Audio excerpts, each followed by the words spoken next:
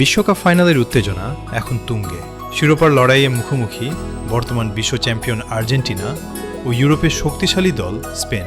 এই মহারণের আগে স্পেনকে সতর্ক করলেন দেশটির বিশ্বকাপ জয়ী কিংবদন্তি কোচ ভিসেন্তে দেল বস্ক। 2010 সালে দেল বস্কের হাত ধরেই প্রথমবারের মতো বিশ্বকাপ জেতে স্পেন। সেই অভিজ্ঞ কোচের মতে ফাইনালে স্পেন জয়ের সম্ভাবনা রাখলেও আর্জেন্টিনাকে এক মুহূর্তের জন্য হালকাভাবে নেওয়ার সুযোগ নেই।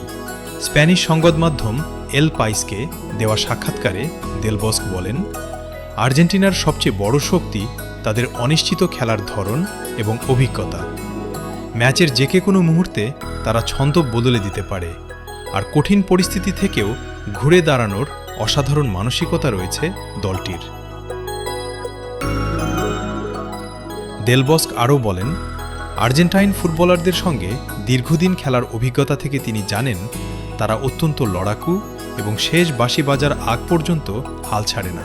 এর বড় উদাহরণ সেমিফাইনালে ইংল্যান্ডের বিপক্ষে আর্জেন্টিনার নাটকীয় প্রত্যাবর্তন। এক গোলে পিছিয়ে পড়েও ম্যাচে ফিরে এসে জয় তুলে নেয় তারা। সেই দৃঢ় মানসিকতাকেই সবচেয়ে বড় হুমকি হিসেবে দেখছেন স্পেনের সাবেক এই কোচ। এখন দেখার অপেক্ষা দেল বস্কের সতর্কবার্তা কাজে লাগিয়ে স্পেন বিশ্বকাপ জিততে পারে কিনা, নাকি আর্জেন্টিনা আবারও তাদের লড়াকু মানসিকতা ও অভিজ্ঞতার জোরে ধরে রাখবে বিশ্ব ফুটবলের মুকুট।